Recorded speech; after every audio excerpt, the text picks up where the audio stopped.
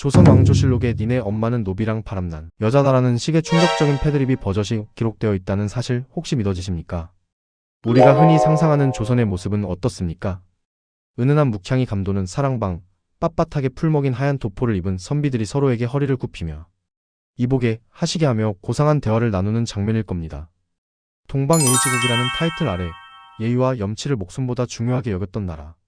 하지만 그 거룩한 포장지를 아주 조금만 찢어보면 그 안에는 지금의 인터넷 댓글 창보다 더 맵고 더 원색적이며 등골이 서늘해질 만큼 적나라한 쌍욕의 역사가 꿈틀대고 있습니다.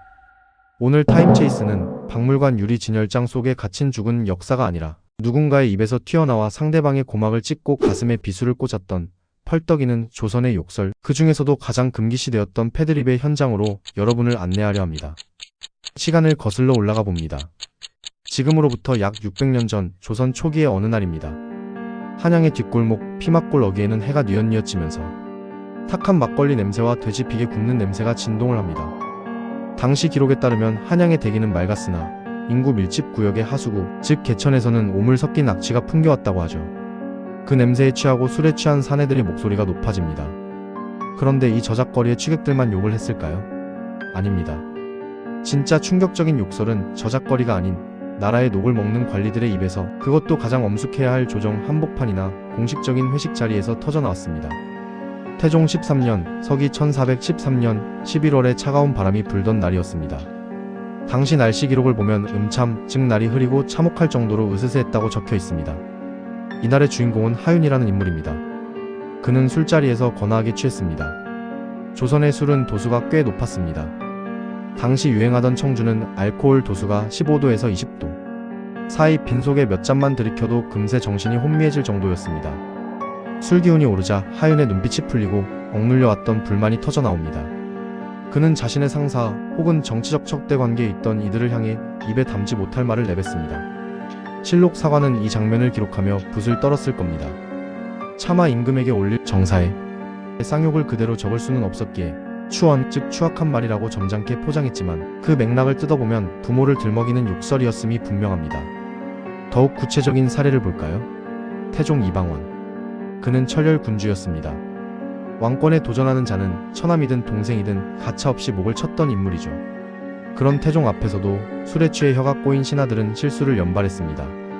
당시 기록을 보면 불경한 말이라는 표현이 자주 등장합니다. 이는 단순한 말실수가 아닙니다. 왕의 권위를 부정하거나 왕의 출신 성분을 빗고는 그야말로 목숨을 내던진 발언들이었죠. 당시 사관들은 이 순간을 놓치지 않았습니다.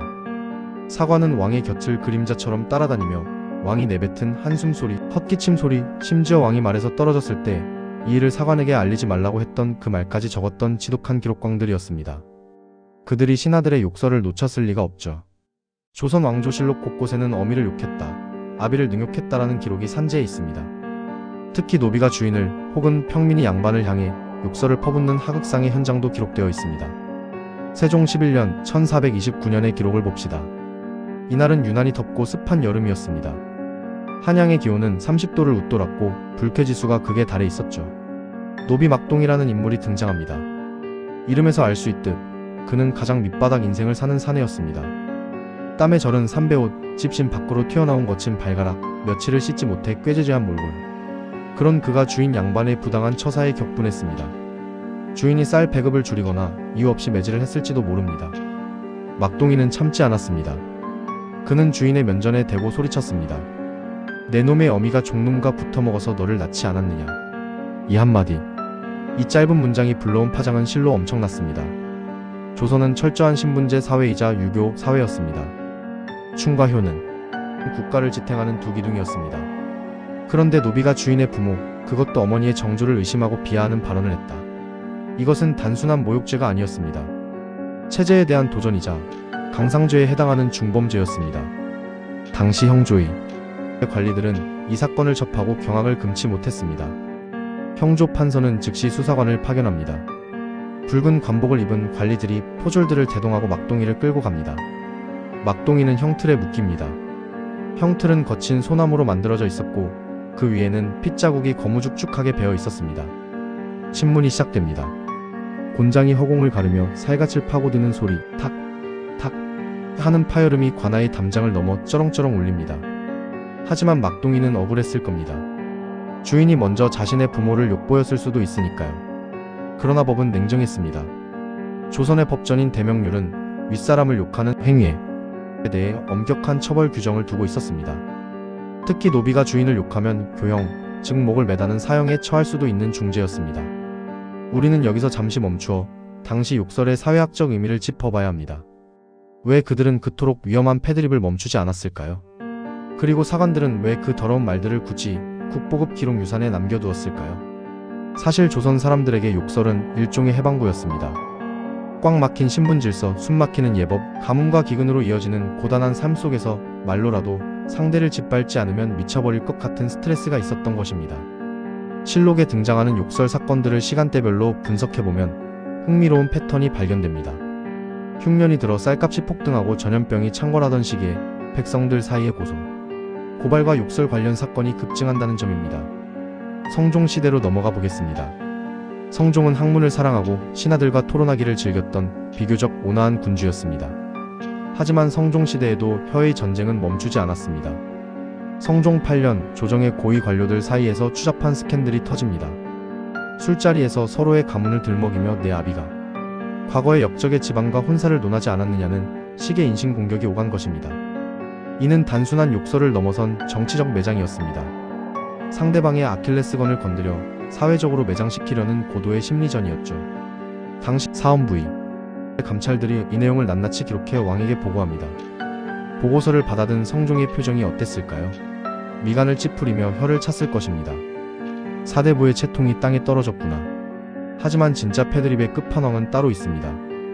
바로 조선 최악의 폭군 혹은 가장 불행했던 천재 연산군 시대입니다. 연산군은 자신의 어머니 패비 윤씨의 죽음을 알게 된 후 관계에 사로잡혔습니다. 그는 어머니의 죽음에 관련된 자들을 찾아내 잔인하게 복수했죠. 이 과정에서 신하들은 공포에 떨었고 그 공포는 뒤틀린 방식으로 표출되었습니다. 연산군 10년 1504년 여름 한양 도성 곳곳에 익명의 투서가 나붙습니다. 이른바 언문 익명서 사건입니다. 당시 한글은 주로 부녀자나 평민들이 쓰던 글자였지만 이 투서의 내용은 충격적이었습니다. 연산군의 난잡한 사생활, 궁궐 안에서 벌어지는 엽기적인 행각들을 비난하는 내용과 함께 연산군을 낳은 왕실의 조상들까지 싸잡아 비난하는 그야말로 국가원수 모독죄이자 왕실 능멸에 해당하는 내용이 빼곡히 적혀 있었던 것입니다. 투서를 발견한 승정원 관리의 손은 사시나무 떨리듯 흔들렸습니다. 종이의 재질은 거칠었고 먹물은 급하게 쓴 듯 번져 있었습니다. 하지만 그 내용은 비수처럼 날카로웠습니다. 지금 임금은 으로 시작되는 문장들은 차마 입에 담기조차 무서운 저주로 가득 찼습니다. 이 투서가 연산군의 손에 들어갔을 때 궁궐의 공기는 얼어붙었습니다. 연산군의 얼굴은 불그락푸르락 변하다가 이내 싸늘하게 식었습니다. 폭풍 전야의 고요함, 그리고 폭발. 연산군은 즉시 명령을 내립니다. 이 투서를 쓴 자를 당장 찾아내라. 이 글씨체와 똑같은 필체를 가진 자를 색출하라. 이것이 그 유명한 언문 금지령의 시발점이 됩니다. 한양 바닥이 뒤집혔습니다. 포도청 포졸들이 집집마다 들이닥쳐 종이 쪼가리 하나라도 글씨가 써져 있으면 압수했습니다. 사람들은 공포에 질려 자신이 쓴 편지의 일기, 심지어 아이들이 낙서한 종이까지 아궁이에 던져 태워버렸습니다. 아궁이에서 피어오르는 연기가 한양 하늘을 뒤덮어 대낮에도 매캐한 냄새가 진동하고 해가 가려질 지경이었다고 합니다. 타임체이스가 주목하는 디테일은 바로 이 점입니다. 당시 수사 과정에서 벌어진 끔찍한 고문과 신문입니다. 의금부 지하 감옥, 햇빛 한 줌 들어오지 않는 그 습하고 곰팡이 냄새나는 공간에서 수많은 사람들이 내가 쓰지 않았습니다 라고 울부짖었습니다. 앞슬과 주리가 자행되었습니다. 뼈가 으스러지는 소리와 비명소리가 밤새도록 끊이지 않았습니다. 억울하게 잡혀온 백성어는 그저 술김에 나라님이 정치를 좀 이라고 한마디 했다가 투서의 범인으로 몰렸습니다. 그가 당했을 고초를 상상해 보십시오. 살점이 떨어져 나가고 정신이 혼미해지는 와중에도 그는 억울함을 호소하며 고향에 있는 노모를 찾았을 것입니다. 이 사건은 단순히 왕을 욕한 범인을 잡는 것을 넘어 조선 사회 전체를 감시와 공포의 도가니로 몰아넣었습니다. 연산군은 백성들의 입을 틀어막기 위해 신엄패라는 것을 만들어 신하들의 목에 걸게 했습니다. 입은 활을 부르는 문이요, 혀는 몸을 베는 칼이다. 말을 조심하라는, 아니 아예 탁치고 살라는 경고였습니다. 목에 걸린 나무패의 무게는 고작 몇 냥에 불과했겠지만 그들이 느꼈을 심리적 무게는 천근만근이었을 겁니다. 나무패가 가슴을 때릴 때마다 신하들은 생각했을 겁니다. 내 혀가 내 목을 자를 수도 있겠구나. 그러나 입을 막는다고 생각이 사라질까요? 욕설은 억누를수록 더 음습한 곳으로 파고들었습니다. 공식적인 기록에는 남지 않았지만 야사와 부전, 설화에는 당시 백성들이 은유와 풍자를 통해 권력자들을 조롱했던 기상천외한 욕설들이 전해집니다. 예를 들어 탐관오리의 이름을 빗대어 개나 돼지에 비유하거나 민요 가사를 개사하여 누가 도둑놈인가라며 노래 부르는 식이었죠. 이것은 힘없는 자들이 할 수 있는 유일한 복수이자 생존을 위한 배설 행위였습니다. 이제 우리는 시선을 다시 실록의 기록으로 돌려 그 속에 담긴 사관의 마음에 빙의해봅시다. 왜 사관들은 이토록 불경하고 더럽고 위험한 욕설들을 굳이 기록으로 남겼을까요? 만약 제가 당시의 사관이었다면 붓을 들고 고민했을 겁니다. 이걸 적었다가 나중에 후손들이 우리 시대를 야만의 시대로 기억하면 어쩌지? 아니, 당장 왕이 이 기록을 보고 나를 불경죄로 처단하면 어쩌지? 하지만 조선의 사관들은 직업윤리가 투철한 어찌 보면 광기에 가까운 기록자들이었습니다. 그들의 원칙은 직필, 즉 있는 그대로 쓴다는 것이었습니다. 왕이 훌륭한 일을 하면 훌륭하다고 쓰고 개차반 같은 짓을 하면 개차반이라고 쓰는 것, 신하가 충언을 하면 충언이라 쓰고 쌍욕을 하면 쌍욕이라 쓰는 것, 그것이 역사의 거울이 되어 후대 왕들에게 경계가 되게 하는 것, 이것이 그들의 사명이었습니다. 그렇기에 우리는 오늘날 실록을 통해 600년 전의 생생한 목소리를 듣습니다. 세종대왕 시절 황희정승의 아들이 저지른 비행과 그에 얽힌 욕설들, 뇌물을 받고 인사를 청탁하던 관리들이 뒤에서 주고받았던 험담들, 이 모든 것이 실록에 고스란히 남아있습니다. 이것은 조선이라는 나라가 단순히 도덕 교과서 속에 박제된 나라가 아니라 욕망과 분노, 질투와 어리석음이 뒤엉킨 사람 사는 세상이었음을 증명하는 가장 강력한 증거입니다.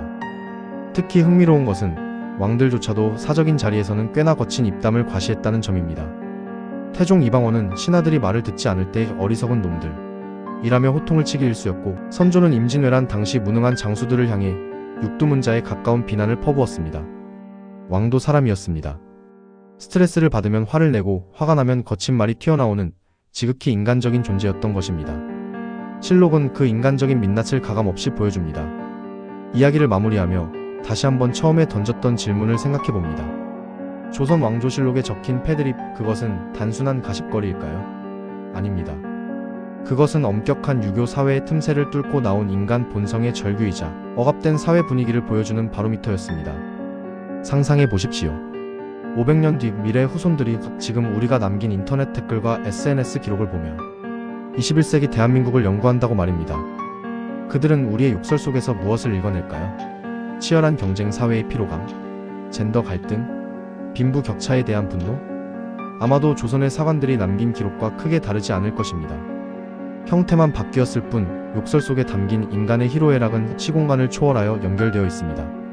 오늘 타임체이스와 함께 살펴본 조선의 욕설 기록들 어떠셨나요? 고리타분한 옛날 이야기가 아니라 마치 어제 일어난 옆집 싸움 구경처럼 생생하게 느껴지지 않으셨나요? 역사는 멀리 있는 것이 아닙니다. 낡은 종이 냄새나는 책 속에 갇혀있는 것도 아닙니다. 그 시절 누군가가 내뱉었던 거친 숨소리, 붉어진 얼굴, 떨리는 입술 사이로 터져나온 날것의 감정들, 그 모든 디테일이 모여 역사가 됩니다. 제가 준비한 이야기는 여기까지입니다. 하지만 실록의 페이지를 넘기면 아직 우리가 발견하지 못한 수만 가지의 기막힌 사연들이 먼지를 뒤집어 쓴 채 기다리고 있습니다. 타임체이스는 그 먼지를 털어내고 숨겨진 진실을 찾아 다시 한번 시간 여행을 떠나겠습니다. 지금 여러분이 누르고 있는 구독과 좋아요 버튼은 제가 과거로 떠나는 타임머신의 연료가 됩니다. 알림 설정까지 해주신다면 다음번에는 더 충격적이고 더 디테일하고 더 소름 돋는 역사의 현장으로 여러분을 가장 먼저 모시겠습니다. 지금까지 역사의 빈틈을 파고드는 집요한 추적자 타임체이스였습니다. 감사합니다.